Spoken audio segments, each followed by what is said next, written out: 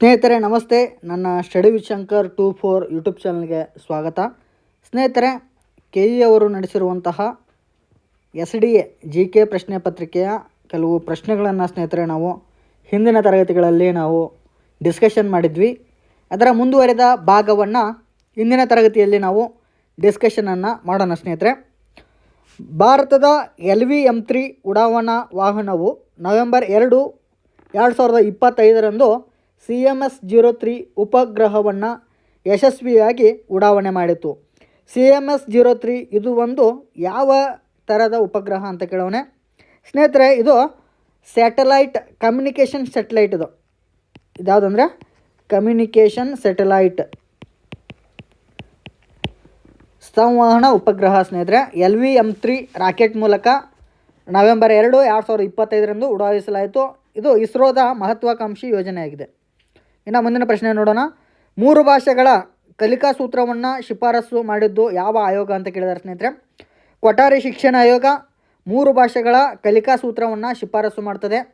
1ನೇ ಭಾಷೆಯಾಗಿ ಮಾತೃಭಾಷೆಯನ್ನು ಆಯ್ಕೆ ಮಾಡಿಕೊಳ್ಳುವಂತ ಹೇಳ್ತದೆ. 2ನೇ ಭಾಷೆ ಹಿಂದಿ, 3ನೇ ಭಾಷೆ ಇಂಗ್ಲೀಷ್ ಅಂತ ಈ ತ್ರಿಭಾಷಾ ಸೂತ್ರವನ್ನು ಕೊಠಾರಿ ಶಿಕ್ಷಣ ಆಯೋಗ 1964-66ರಲ್ಲಿ ಶಿಫಾರಸನ್ನು ಮಾಡ್ತದೆ. ಇನ್ನು ಮುಂದಿನ ಪ್ರಶ್ನೆ ನೋಡೋಣ. ಬಯೋ ಎಥನಾಲ್ ಉತ್ಪಾದನೆ ಸಕ್ಕರೆ ಮತ್ತು ಸ್ಟಾರ್ಚ್ ಘಟಕಗಳ ಒಂದು ಪರ್ಮನೆಂಟೇಷನ್ ಮೂಲಕ ಆಗ್ತದೆ. ಬಯೋ ಎಥೆನಾಲ್ ಉತ್ಪಾದನೆ ಸಕ್ಕರೆ ಮತ್ತು ಪಿಷ್ಟಗಳ ಹುದುಗುವಿಕೆಯ ಮೂಲಕ. ಪರ್ಮೆಂಟೇಷನ್ ಅಂದರೆ ಹುದುಗುವಿಕೆ. ಈ ಹುದುಗುವಿಕೆಯ ಮೂಲಕ ಬಯೋ ಎಥನಾಲ್ ಅಥವಾ ಜೈವಿಕ ಎಥನಾಲನ್ನು ಉತ್ಪಾದನೆಯನ್ನು ಮಾಡ್ತಾರೆ. ಸಕ್ಕರೆ ಮತ್ತು ಪಿಷ್ಟ, ಅದಕ್ಕೆ ಏನಂತಾರೆ ಸ್ಟಾರ್ಚ್ ಘಟಕ ಅಂತ ಕರೀತಾರೆ. ಇನ್ನು ಮುಂದಿನ ಪ್ರಶ್ನೆ ನೋಡೋಣ. ಸ್ಯಾಟರ್ನಿಸಮ್ ಮತ್ತು ಪ್ಲಂಬಿಸಮ್ಗಳು ಯಾವುದನ್ನು ಸೂಚಿಸುತ್ತವೆ ಅಂತ ಪ್ರಶ್ನೆಯನ್ನು ಕೇಳಿದ್ದೇನೆ. ಸ್ನೇಹಿತರೆ, ಅದರ ಸರಿಯಾದ ಉತ್ತರ ಸೀಸದ ಮಾಲಿನ್ಯವನ್ನು ಸೂಚಿಸುತ್ತದೆ. ಸ್ನೇಹಿತರೆ, ಸ್ಯಾಟರ್ನಿಸಮ್ ಅಂದರೆ ಸೀಸದ ವಿಷತ್ವ. ಸ್ಯಾಟರ್ನಿಸಮ್ ಅಂದರೆ ಸೀಸದ ವಿಷತ್ವ ಅಥವಾ ಲೆಡ್ ಪಾಯ್ಸನಿಂಗ್ ಅಂತ ಕರೀತಾರೆ. Lead poisoning. ಹಾಗೆ ಪ್ಲಂಬಮ್ ಲೆಡ್ ಅಂತ ಕರೀತಾರೆ. ಪ್ಲಂಬಮ್ಗೆ ಲೆಡ್ ಅಂತ ಕರೀತಾರೆ. ಪ್ಲಂಬಿಸಮ್ ಅಂದರೆ ಸೀಸದ ವಿಷತ್ವ ಅಂತ ಕರೀತಾರೆ. ಇವೆರಡು ಸೀಸದ ಮಾಲಿನ್ಯದಿಂದ ಬರ್ತವೆ. ಇವೆರಡು ರೋಗಗಳು ಸೀಸದ ಮಾಲಿನ್ಯದಿಂದ ಬರ್ತವೆ. ಯಾವುದು? ಸ್ಯಾಟರ್ನಿಸಮ್ ಮತ್ತು ಪ್ಲಂಬಿಸಮ್. ಇನ್ನು ಪ್ರಜಾಪ್ರಭುತ್ವ ಆಳ್ವಿಕೆಯಲ್ಲಿ ನಾಗರಿಕ ಸಮಾಜದ ಪ್ರಮುಖ ಪಾತ್ರವೇನು? ಸರಿಯಾದ ಉತ್ತರವನ್ನು ಆಯ್ಕೆ ಮಾಡಿ ಅಂತ ಪ್ರಶ್ನೆಯನ್ನು ಕೇಳಿದ್ದಾರೆ. ಇದರ ಸರಿಯಾದ ಉತ್ತರ ರಾಜ್ಯವನ್ನು ಹೊಣೆಗಾರನನ್ನಾಗಿಸುವುದು ಪ್ರಜಾಪ್ರಭುತ್ವ ಆಳ್ವಿಕೆಯಲ್ಲಿ ನಾಗರಿಕ ಸಮಾಜದ ಪ್ರಮುಖ ಪಾತ್ರವಾಗಿದೆ. ಮುಂದಿನ ಪ್ರಶ್ನೆ ನೋಡೋಣ. ಗಾಂಧೀಜಿಯವರು ದಕ್ಷಿಣ ಆಫ್ರಿಕಾಕ್ಕೆ ಹೋಗಲು ಕಾರಣವೇನು? ಸ್ನೇಹಿತರೆ, ಗಾಂಧೀಜಿಯವರು ಗುಜರಾತಿನ ವ್ಯಾಪಾರಿಯೊಬ್ಬರ ಮೊಕದ್ದಮೆಯನ್ನು ನಡೆಸಲಿಕ್ಕೆ ದಕ್ಷಿಣ ಆಫ್ರಿಕಾಕ್ಕೆ 1893ರಲ್ಲೇ ಹೋಗ್ತಾರೆ. 1893ರಲ್ಲೇ ದಕ್ಷಿಣ ಆಫ್ರಿಕಾಕ್ಕೆ ಪ್ರಯಾಣವನ್ನು ಬೆಳೆಸ್ತಾರೆ. ಗುಜರಾತ್ ವ್ಯಾಪಾರಿಯಾದಂತಹ ದಾದಾ ಅಬ್ದುಲ್ಲಾ ಅವರ ಒಂದು ಮೊಕದ್ದಮೆಯ ನಿಮಿತ್ತ 1893ರಲ್ಲಿ ಗಾಂಧೀಜಿಯವರು ದಕ್ಷಿಣ ಆಫ್ರಿಕಾಕ್ಕೆ ಹೋದರು. ಇನ್ನು ಮುಂದಿನ ಪ್ರಶ್ನೆ ನೋಡೋಣ. ಮುಂದಿನ ಪ್ರಶ್ನೆ ಮೆಂಟಲ್ ಅಬಿಲಿಟಿ ಕ್ವಶನ್ ಆಗಿದೆ. ಮೆಂಟಲ್ ಅಬಿಲಿಟಿ ಕ್ವಶನ್, ಇದಕ್ಕೆ ಆಯ್ಕೆಗಳನ್ನು ನಾವು ಟಿಕ್ ಮಾಡ್ಕೊಳ್ಳೋಣ. ಸ್ನೇಹಿತರೆ, ಉತ್ತರ 3 ಸರಿಯಾದ ಇದನ್ನು ನಾವು ಟಿಕ್ ಮಾಡ್ಕೊಳ್ಳೋಣ. 77ನೇದು ಆಯ್ಕೆ 2 ಸರಿಯಾಗಿದೆ. 78ರ ಉತ್ತರ ಆಯ್ಕೆ 3. ಇನ್ನು ನೆಕ್ಸ್ಟ್ ಕ್ವಶನ್ 79ರ ಸರಿಯಾದ ಉತ್ತರ ಆಯ್ಕೆ 3. 80ರ ಸರಿಯಾದ ಆಯ್ಕೆ 3. 81ರ ಸರಿಯಾದ ಆಯ್ಕೆ 1.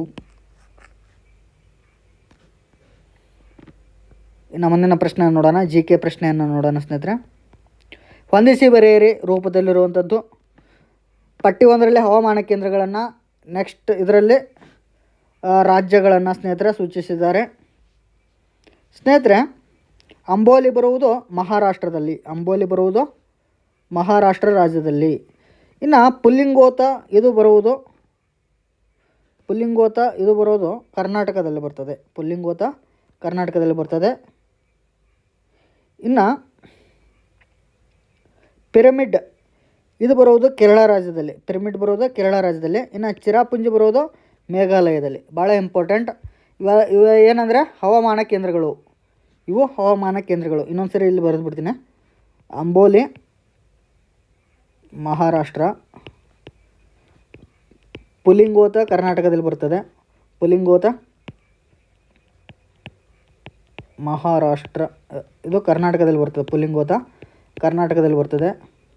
ಇನ್ನು ಪಿರಮಿಡ್ ಇದು ಬರೋದು ಕೇರಳ ರಾಜ್ಯದಲ್ಲಿ. ಪಿರಮಿಡ್ ಕೇರಳದಲ್ಲಿ ಬರ್ತದೆ.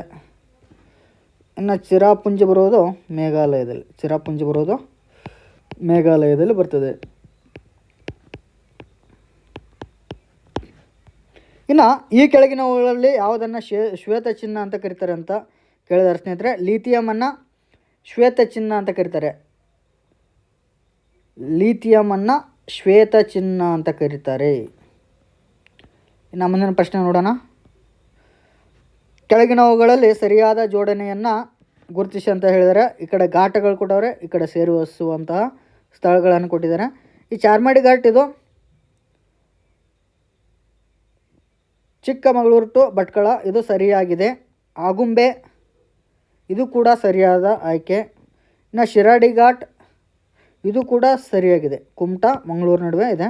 ಆದ್ದರಿಂದ ಎಲ್ಲ 3 ಸರಿಯಾಗಿವೆ. ABC ಸರಿಯಾಗಿವೆ. ಆಯ್ಕೆ 4 ಸರಿಯಾಗಿದೆ. ಘಾಟ್ಗಳು ಭಾಳ ಇಂಪಾರ್ಟೆಂಟು. ಇನ್ನು ಮುಂದಿನ ಪ್ರಶ್ನೆ ಹೋಗೋಣ. ಸಾಗರದ ನೀರಿನಲ್ಲಿ ಕಂಡುಬರುವ ಲವಣಾಂಶಗಳನ್ನು ಇಳಿಕೆ ಕ್ರಮದಲ್ಲಿ ಬರೆಯಿರಿ ಅಂತ ಹೇಳಿದ್ದಾರೆ ಸ್ನೇಹಿತರೆ. ಸರಿಯಾದ ಆಯ್ಕೆ ಉತ್ತರ 4. ಸೋಡಿಯಂ ಕ್ಲೋರೈಡ್ 77.8 ಇದೆ ಸ್ನೇಹಿತರೆ. ಇನ್ನು ಮೆಗ್ನೀಷಿಯಂ ಕ್ಲೋರೈಡು 10.9 ಇದೆ. 10.9% ಇದೆ. ಸೋಡಿಯಂ ಕ್ಲೋರೈಡ್ ಇರೋದು 77.8% ಇದೆ. ಕ್ಯಾಲ್ಸಿಯಂ ಸಲ್ಫೇಟ್ ಇದು 3.6 ಇದೆ. 3.6% ಇದೆ. ಕ್ಯಾಲ್ಸಿಯಂ ಕಾರ್ಬೋನೇಟ್ ಇದು 0.1% ಇರೋದು. ಇದರ ಸರಿಯಾದ ಆಯ್ಕೆ 4. ಇನ್ನು ಮುಂದಿನ ಪ್ರಶ್ನೆ. ಹೈ ಸಿ ಎಂದರೆ ಸ್ನೇಹಿತರೆ, ಹೈ ಸಿ ಅಂದರೆ ಆಯ್ಕೆ 2 ಇದರದ ಸರಿಯಾದ ಒಂದು ಉತ್ತರ. ಅಂತಾರಾಷ್ಟ್ರೀಯ ಜಲ ಪ್ರದೇಶವಾಗಿದ್ದು ಎಲ್ಲ ರಾಷ್ಟ್ರಗಳಿಗೂ ಇದು ಮುಕ್ತವಾಗಿರುತ್ತದೆ. ಹೈ ಸಿ ಅಂದರೆ ಎಲ್ಲ ರಾಷ್ಟ್ರಗಳ ಸಂಚಾರಕ್ಕೆ ಇದು ಮುಕ್ತವಾಗಿರುವಂಥದ್ದು. ಈ ಹೈ ಸಿನಲ್ಲಿ ಯಾವುದೇ ದೇಶದ ಅಧಿಕಾರಕ್ಕೆ ಇದು ಒಳಪಡುವುದಿಲ್ಲ. ಎಲ್ಲ ರಾಷ್ಟ್ರಗಳಿಗೂ ಮುಕ್ತವಾಗಿರುತ್ತದೆ. ಸಮುದ್ರದ 200 ನಾಟಿಕಲ್ ಮೈಲುಗಳ ಹೊರಗಿನ ಪ್ರದೇಶದು. 200 ನಾಟಿಕಲ್ ಮೈಲುಗಳ ಹೊರಗಿನ ಪ್ರದೇಶ ಎಲ್ಲ ರಾಷ್ಟ್ರಗಳ ಒಂದು ಜಲ ಸಂಚಾರಕ್ಕೆ ಮುಕ್ತವಾಗಿರುವಂಥದ್ದು. ಇನ್ನು ಮುಂದಿನ ಪ್ರಶ್ನೆ ನೋಡೋಣ. ರೈನ್ಬೋ ಕ್ರಾಂತಿಗೆ ಸಂಬಂಧಿಸಿದ ಹೇಳಿಕೆಯನ್ನು ಓದಿ ಅಂತ ಹೇಳಿದ್ದಾರೆ. ಸ್ನೇಹಿತರೆ, ರೈನ್ಬೋ ಕ್ರಾಂತಿ ಇದರ ಸರಿಯಾದ ಆಯ್ಕೆಯನ್ನು ನೋಡೋಣ. ಆಯ್ಕೆ ಬಂದು ಸರಿಯಾಗಿದೆ. ಎ ಮತ್ತು ಸಿ ಸರಿಯಾಗಿವೆ. ಸ್ನೇಹಿತರೆ, ಇದು ತೋಟಗಾರಿಕೆಗೆ ಹೆಚ್ಚು ಪ್ರಾಮುಖ್ಯತೆಯನ್ನು ನೀಡುತ್ತದೆ. ರೈಟ್. ತೋಟಗಾರಿಕೆಗೆ ಹೆಚ್ಚು ಪ್ರಾಮುಖ್ಯತೆಯನ್ನು ನೀಡುತ್ತದೆ. ರೈಟ್. ಇದು 1960ರಲ್ಲಿ ಪ್ರಾರಂಭವಾಯಿತು. ರಾಂಗ್. ಏನಕ್ಕಂದರೆ 1990ರ ದಶಕದಲ್ಲಿ ರೈನ್ಬೋ ಕ್ರಾಂತಿ ಆರಂಭವಾಗ್ತದೆ. ಇನ್ನು ವರ್ಮಿ ಕಂಪೋಸ್ಟ್ ತಯಾರಿಕೆ ಮುಖ್ಯ ಗುರಿ ಆಗಿದೆ. ಇದು ಕೂಡ ತಪ್ಪು. ಇದು ರೈನ್ಬೋ ಕ್ರಾಂತಿ ಎದಕ್ಕೆ ಸಂಬಂಧಪಡ್ತದೆ ಅಂದರೆ ಇದು ಹಾರ್ಟಿಕಲ್ಚರ್ಗೆ ಸಂಬಂಧಪಟ್ಟಿದ್ದು. ಏನಕ್ಕೆ ಸಂಬಂಧಪಟ್ಟಿದೆ?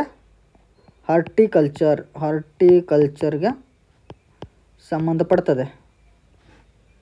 ತೋಟಗಾರಿಕೆಗೆ ಸಂಬಂಧಪಡೋದು ಯಾವುದು? ರೈನ್ಬೋ ಕ್ರಾಂತಿ. ಓಕೆ, ಮುಂದಿನ ಪ್ರಶ್ನೆ ನೋಡೋಣ. ಹೊಂದಿಸಿ ಬರೆಯುವ ರೂಪದಲ್ಲಿರುವಂಥದ್ದು ಭೌಗೋಳಿಕ ಸೂಚಿಕೆಗಳಿವೆ, ಭೌಗೋಳಿಕ ಉತ್ಪನ್ನಗಳಿವೆ. ಅವುಗಳು ಯಾವ ರಾಜ್ಯ ಅಂತ ನಾವು ತಿಳಿದುಕೊಳ್ಬೇಕು. GI ಉತ್ಪನ್ನಗಳು, ಅವುಗಳ ರಾಜ್ಯ. ತಂಗೈಲ್ ಸೀರೆಗಳು ಇವು ಎಲ್ಲಿದ್ದಾವೆ ಅಂದರೆ ಪಶ್ಚಿಮ ಬಂಗಾಳದಲ್ಲಿ. ಫಸ್ಟ್ಗೆ ಆಯ್ಕೆಯನ್ನು ಟಿಕ್ ಮಾಡೋಣ. ಆಯ್ಕೆ 4 ಸರಿಯಾಗಿದೆ. ಈ ತಂಗೈಲ್ ಸೀರೆಗಳು ಪಶ್ಚಿಮ ಬಂಗಾಳದಲ್ಲಿವೆ. ಇನ್ನು ಕೈಯಿಂದ ತಯಾರಿಸಿದ ಕಲ್ಪಿ ಕಾಗದಗಳು ಇದು ಉತ್ತರ ಪ್ರದೇಶದ ಪ್ರಾಡಕ್ಟು. ಇನ್ನು ಖೋಲಾ ಮೆಣಸಿನ್ಕಾಯಿ ಇದು ಕೇರಳ ರಾಜ್ಯದ್ದು. ಖೋಲಾ ಮೆಣಸಿನ್ಕಾಯಿ ಕೇರಳದ್ದು. ಇನ್ನು ಗಂಜಿಪ ಕಲೆ ಇದು ಕರ್ನಾಟಕದ್ದು. ಗಂಜಿಪ ಕಲೆ ಕರ್ನಾಟಕದ್ದು. ಓಕೆ, ಇಷ್ಟು ನಾವು ತಿಳ್ಕೊಬೇಕು ಸ್ನೇಹಿತರೆ. GI ಟ್ಯಾಗ್ ಭಾಳ ಇಂಪಾರ್ಟೆಂಟ್ ಇದು, ವೆರಿ ಇಂಪಾರ್ಟೆಂಟ್. ಎಲ್ಲವನ್ನು ತಿಳ್ಕೊಂಡಿರ್ಬೇಕು, very important for upcoming exams. GI tags ಬಗ್ಗೆ ಕೇಳ್ತಾನೆ ಸ್ನೇಹಿತರೆ. ಇನ್ನು VBG ರಾಮ್ಜಿ ವಿಸ್ತರಿಸಿ ಅಂತ ಕೇಳಿದಾನೆ ಸ್ನೇಹಿತರೆ. VBG ರಾಮ್ಜಿ ವಿಕಸಿತ್ ಭಾರತ್ ಗ್ರಾಮ್ ರೋಜ್ಗಾರ್ ಅಜೀವಿಕ್ ಮಿಷನ್ ಅಂತ ಅರ್ಥ. ಅಜೀವಿಕ್ ಮಿಷನ್ ಆಯ್ಕೆ 1 ಕರೆಕ್ಟಾಗಿದೆ. ಈ ಕೆಳಗಿನ ಯಾವ ಅಂಶ ರಾಷ್ಟ್ರೀಯ ಆದಾಯದ ಮುಂದಾಜಿನಲ್ಲಿ ಪರಿಗಣಿಸುವುದಿಲ್ಲ? ರಾಷ್ಟ್ರೀಯ ಆದಾಯದ ಮುನ್ನಂದಾಜಿನಲ್ಲಿ ಪರಿಗಣಿಸುವುದಿಲ್ಲ ಅಂತ ಇದೆ. ಆಯ್ಕೆ 3 ಸರಿಯಾಗಿದೆ ಸ್ನೇಹಿತರೆ. ಅದರದ್ದು ಉತ್ತರ ಇದರಲ್ಲಿ ಗೃಹಿಣಿಯರ ಸೇವೆ ಮತ್ತು ಕಪ್ಪು ಮಾರುಕಟ್ಟೆಯ ಆದಾಯವನ್ನು ಈ ರಾಷ್ಟ್ರೀಯ ಆದಾಯದ ಮುನ್ನಂದಾಜಿನಲ್ಲಿ ಸೇರ್ಪಡೆ ಮಾಡೋಂಗಿಲ್ಲ. ಇನ್ನು ಮುಂದಿನ ಪ್ರಶ್ನೆ ನೋಡೋಣ. ಕೆಳಗಿನವುಗಳಲ್ಲಿ ಯಾವುವು ಸಾಂವಿಧಾನಿಕ ಸಂಸ್ಥೆಯಾಗಿವೆ ಅಂತ ಕೇಳೋಣ ಸ್ನೇಹಿತರೆ. ಇದರಲ್ಲಿ ಹಣಕಾಸು ಆಯೋಗ ಸಂವಿಧಾನಾತ್ಮಕ ಸಂಸ್ಥೆ ಹೌದು. GST ಮಂಡಳಿ ಕೂಡ ಸಂವಿಧಾನಾತ್ಮಕ ಸಂಸ್ಥೆ ಹೌದು. GST ಮಂಡಳಿ 279A, ಹಣಕಾಸು ಆಯೋಗ 280. ಇನ್ನು ರಾಷ್ಟ್ರೀಯ ವೈದ್ಯಕೀಯ ಆಯೋಗ ಸಂವಿಧಾನಿಕವಲ್ಲ. ನೀತಿ ಆಯೋಗ ಕೂಡ ಸಂವಿಧಾನಿಕ ಸಂಸ್ಥೆ ಅಲ್ಲ. ಓಕೆ, ಮುಂದಿನ ಪ್ರಶ್ನೆ ನೋಡೋಣ. ಕೆಳಗಿನ ಹೇಳಿಕೆಗಳನ್ನು ಪರಿಗಣಿಸಿ ಅಂತ ಇದೆ. ಸಿಂಧೂ ನಾಗರಿಕತೆಯ ವ್ಯಾಪ್ತಿ. ಸಿಂಧೂ ನಾಗರಿಕತೆಯು 12,99,600 ಚದರ ಕಿಲೋಮೀಟರ್ವರೆಗೆ ವಿಸ್ತರಿಸಿತ್ತು. ರೈಟ್ ಆಗಿದೆ. ಸಿಂಧೂ ನಾಗರಿಕತೆಯು ಈಜಿಪ್ಟ್ ಮೆಸೊಪೊಟೇಮಿಯಾ ನಾಗರಿಕತೆಗಳಿಗಿಂತ ಚಿಕ್ಕದಾಗಿತ್ತು. ಇದು ರಾಂಗ್. ಆ್ಯಕ್ಚುಲಿ ಇದು ದೊಡ್ಡದಾಗಿತ್ತು. ಸಿಂಧೂ ನಾಗರಿಕತೆ ಅತ್ಯಂತ ದೊಡ್ಡ ನಾಗರಿಕತೆ ಇದು. ಸೊ ಆಯ್ಕೆ 2 ಸರಿಯಾಗಿದೆ. ಎ ಸರಿ, ಬಿ ತಪ್ಪು.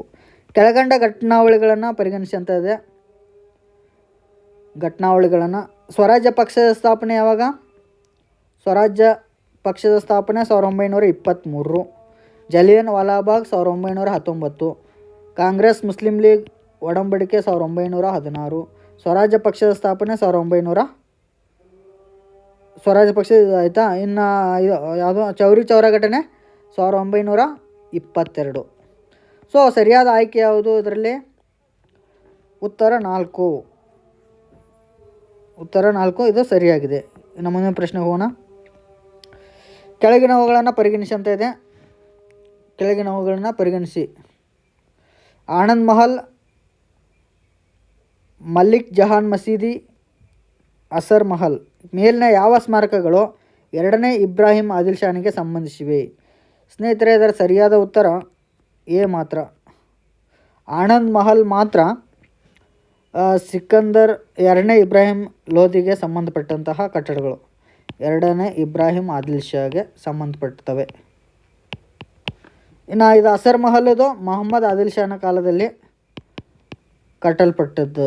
ಮೊಹಮ್ಮದ್ ಆದಿಲ್ ಶಾ ಕಾಲದಲ್ಲಿ ಕಟ್ಟಲ್ಪಟ್ಟಿದೆ. ಇನ್ನು ಮುಂದಿನ ಪ್ರಶ್ನೆ ನೋಡೋಣ. ರಾಷ್ಟ್ರೀಯತೆ ಮತ್ತು ಪ್ರಜಾಸತ್ತಾತ್ಮಕ ಆದರ್ಶಗಳನ್ನು ಪ್ರಚಾರ ಮಾಡಲು ಮೈಸೂರು ಸಂಸ್ಥಾನದಲ್ಲಿ ಎಂ ವೆಂಕಟಕೃಷ್ಣಯ್ಯನವರು ಆರಂಭಿಸಿದ ಕನ್ನಡ ದಿನಪತ್ರಿಕೆಗಳನ್ನು ಗುರುತಿಸಿ ಅಂತ ಕೇಳಿದರೆ ಸ್ನೇಹಿತರೆ, ಎಂ ವೆಂಕಟಕೃಷ್ಣಯ್ಯ ಅವರು ಮೈಸೂರು ಸಂಸ್ಥಾನದಲ್ಲಿ ಪ್ರಾರಂಭಿಸಿದ ಕನ್ನಡ ಪತ್ರಿಕೆಗಳು ಯಾವಂದರೆ ಸಾಧ್ವಿ ಮತ್ತು ವೃತ್ತಾಂತ ಚಿಂತಾಮಣಿ. ಇವೆರಡು ಪತ್ರಿಕೆಗಳನ್ನು ಯಾರೋ ಎಂ ವೆಂಕಟಕೃಷ್ಣಯ್ಯನವರು ಆರಂಭಿಸ್ತಾರೆ. ಓಕೆ, ಮುಂದಿನ ಪ್ರಶ್ನೆ ಹೋಗೋಣ. ಇದರ ಸರಿಯಾದ ಆಯ್ಕೆ ಯಾವುದಪ್ಪ ಅಂದರೆ ಆಯ್ಕೆ 3 ಸರಿಯಾಗಿದೆ. ಆಯ್ಕೆ 3 ಇದರದ್ದು ಸರಿಯಾದ ಉತ್ತರ. ಇನ್ನು ಮುಂದಿನ ಪ್ರಶ್ನೆ ಹೋಗೋಣ. ದೋಂಡಿಯಾ ವಾಘಾನಿಗೆ ಸಂಬಂಧಿಸಿದ ಕೆಳಗಿನ ಹೇಳಿಕೆಗಳನ್ನು ಪರಿಗಣಿಸಿ ಅಂತ ಇದೆ. ಸ್ನೇಹಿತರೆ, ಇದರ ಸರಿಯಾದ ಉತ್ತರ ಯಾವುದಂದರೆ ಎಲ್ಲ ಆಯ್ಕೆಗಳು ಸರಿಯಾಗಿವೆ. ದೋಂಡಿಯಾ ವಾಘ ಈತನು ಕರ್ನಾಟಕದಲ್ಲಿ ಮೊದಲ ಸಶಸ್ತ್ರ ಬಂಡಾಯವನ್ನು ಆರಂಭಿಸಿದನು. ಸರಿಯಾಗಿದೆ. ಮೈಸೂರು ಪ್ರದೇಶದ ಮುಸಲ್ಮಾನರು ಈತನ ಬಗ್ಗೆ ಸಹಾನುಭೂತಿ ಹೊಂದಿದ್ದರು. ಸರಿಯಾಗಿದೆ. ಉಭಯ ಲೋಕಾಧೀಶ್ವರ ಎಂಬ ಬಿರುದನ್ನು ಈತ ಪಡೆದಿದ್ದನು. ರೈಟ್. ಇನ್ನು ಚಾಪ್ಲಿನ್ ಎಂಬ ಬ್ರಿಟಿಷ್ ಅಧಿಕಾರಿಯು ಈತನ ಹೋರಾಟವನ್ನು ಹತ್ತಿಕ್ಕಿದ್ದನು. ಇದು ರೈಟ್. ಸೊ ಎಲ್ಲ ಹೇಳಿಕೆಗಳು ಇದಕ್ಕೆ ಸರಿಯಾಗಿವೆ. ಈ ಕೆಳಗಂಡ ಪಟ್ಟಿ 1ರಲ್ಲಿನ ಕೃತಿಕಾರರು ಮತ್ತು ಪಟ್ಟಿ 2ರಲ್ಲಿನ ಅವರ ಕೃತಿಗಳನ್ನು ಸರಿಯಾಗಿ ಹೊಂದಿಸಿ ಬರೆಯಿರಂತ ಇದೆ ಸ್ನೇಹಿತರೆ. ಬಸವಪ್ಪ ನಾಯಕ ದೊಡ್ಡ ದೇವರಾಯ ಸಾಂಗತ್ಯ ಕೃತಿಯನ್ನು ಬರೀತಾನೆ. ದೊಡ್ಡ ದೇವರಾಯ ಸಾಂಗತ್ಯ ಕೃತಿಯನ್ನು ಬರೀತಾನೆ. ಇನ್ನು ಪಾರ್ಶ್ವದೇವ ಸಂಗೀತ ಸಮಯಸಾರ ಎಂಬ ಕೃತಿಯನ್ನು ಬರೀತಾನೆ. ಇನ್ನು ಚಾಮಯ್ಯ ಶಂಕರ ವಿಜಯ ಅಂತ ಕೃತಿಯನ್ನು ಬರೀತಾನೆ. ಸ್ನೇಹಿತರೆ ಇನ್ನೊಂದು ಸರಿ ಅದನ್ನು ಕನ್ಫರ್ಮ್ ಮಾಡ್ತೀನಿ ಸ್ನೇಹಿತರೆ. ಸರಿಯಾದ ಉತ್ತರವನ್ನು ನಾವು ಕರೆಕ್ಟಾಗಿ ಟಿಕ್ ಮಾಡಬೇಕು.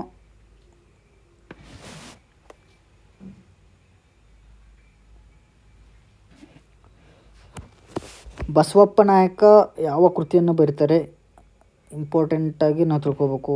ವಿದ್ಯಾರಣ್ಯರ ಕೃತಿ ನಾವು ಶಂಕರ ವಿಜಯ ಅಂತ ಓದ್ಕೊಂಡಿರ್ತೀವಿ.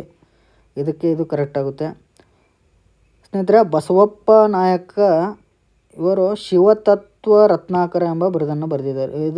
ಇದರ ಕೃತಿಯನ್ನು ಬರೀತಾರೆ. ಶಿವತತ್ವ ರತ್ನಾಕರ ಎಂಬ ಕೃತಿಯನ್ನು ಬರೀತಾರೆ. ಮಾರ್ಕಂಡೇಯ ಇವರು ಪಾರ್ಶ್ವದೇವ ಅಥವಾ ಮಾರ್ಕಂಡೇಯ ಇವರು ಸಂಗೀತ ಸಮಯಸಾರವನ್ನು ಬರೀತಾರೆ. ಇನ್ನು ಚಾಮರಾಜ ಅವರು ದೊಡ್ಡ ದೇವರಾಯ ಸಾಂಗಿತ್ಯವನ್ನು ಬರೀತಾರೆ. ಸೊ ಆಯ್ಕೆ 1 ಕರೆಕ್ಟಾಗಿದೆ. ಆಯ್ಕೆ 1 ಸರಿಯಾಗಿದೆ. ವಿದ್ಯಾರಣ್ಯರದು ಶಂಕರ ವಿಜಯ, ಚಾಮರಾಜರದು ದೊಡ್ಡ ದೇವರಾಯ ಸಾಂಗತ್ಯ, ಮಾರ್ಕಂಡೇಯ ಅವ್ರದ್ದು ಸಂಗೀತ ಸಮಯಸಾರ, ಬಸವಪ್ಪ ನಾಯಕ ಅವ್ರದ್ದು ಶಿವತತ್ವ ರತ್ನಾಕರ. ಓಕೆ ಸ್ನೇಹಿತರೆ, ಮುಂದಿನ ಪ್ರಶ್ನೆ ನೋಡೋಣ. ಕೆಳಗಿನವುಗಳಲ್ಲಿ ಎಷ್ಟು ಜೋಡಿಗಳು ಸರಿಯಾಗಿ ಹೊಂದಾಣಿಕೆಯಾಗಿವೆ? ಕೆಳಗಿನವುಗಳಲ್ಲಿ ಎಷ್ಟು ಹೇಳಿಕೆಗಳು ಸರಿಯಾಗಿವೆ ಅಂತ ನೋಡೋಣ ಸ್ನೇಹಿತರೆ. ಮಿರ್ಜಾ ಇಸ್ಮಾಯಿಲ್ ಭದ್ರಾ ಜಲಾಶಯ ಯೋಜನೆ ಸರಿಯಾಗಿದೆ. ಶೇಷಾದ್ರಿ ಅಯ್ಯರ್ ಪಶು ಇಲಾಖೆಯನ್ನು ಸ್ಥಾಪನೆ ಮಾಡ್ತಾರೆ, ಪಶುಸಂಗೋಪನಾ ಇಲಾಖೆ, ಇದು ಸರಿಯಾಗಿದೆ. ಆಲ್ಬಿಯನ್ ಬ್ಯಾನರ್ಜಿ ಮೈಸೂರು ಮುದ್ರೆ ಸಮಿತಿಯನ್ನು ಸ್ಥಾಪಿಸಿದರು, ಮೈಸೂರು ಸ್ಕಿಲ್ ಸಮಿತಿಯನ್ನು ಸ್ಥಾಪಿಸ್ತಾರೆ, ಇದು ಸರಿಯಾಗಿದೆ.